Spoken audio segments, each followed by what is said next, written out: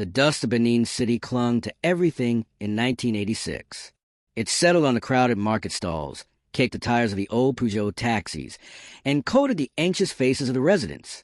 This was a city under siege, not by a foreign army, but by its own ghosts, Lawrence Anini and his right-hand man, Monday Osunbor.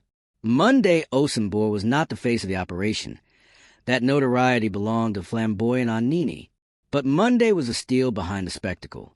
He was a quiet enforcer, the one whose reputation for ruthlessness sent shivers down the spines of hardened criminals and police officers alike.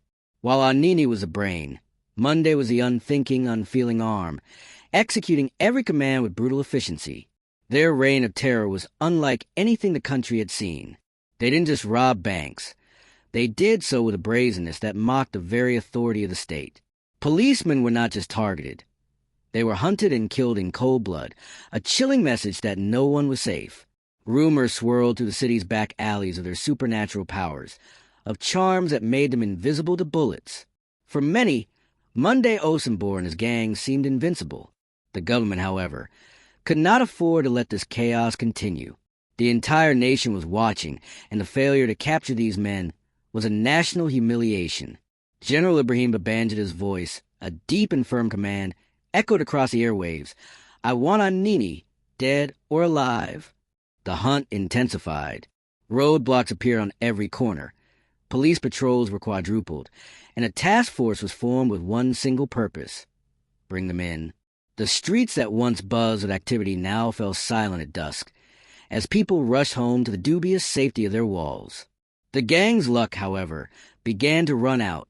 The lavish lifestyle fueled by their robberies and a few betrayals from within their own ranks led to their undoing.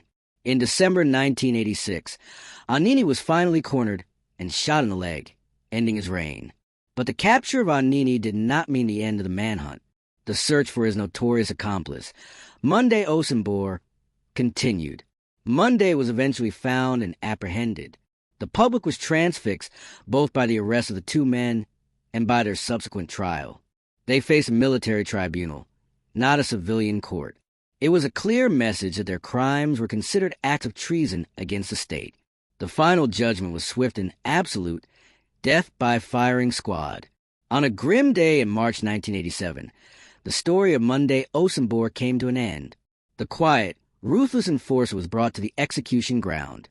His life, a brutal chapter in Nigeria's history, was closed. The reign of Anini and Osunbor was over, but the fear they instilled and the lessons learned will always be there.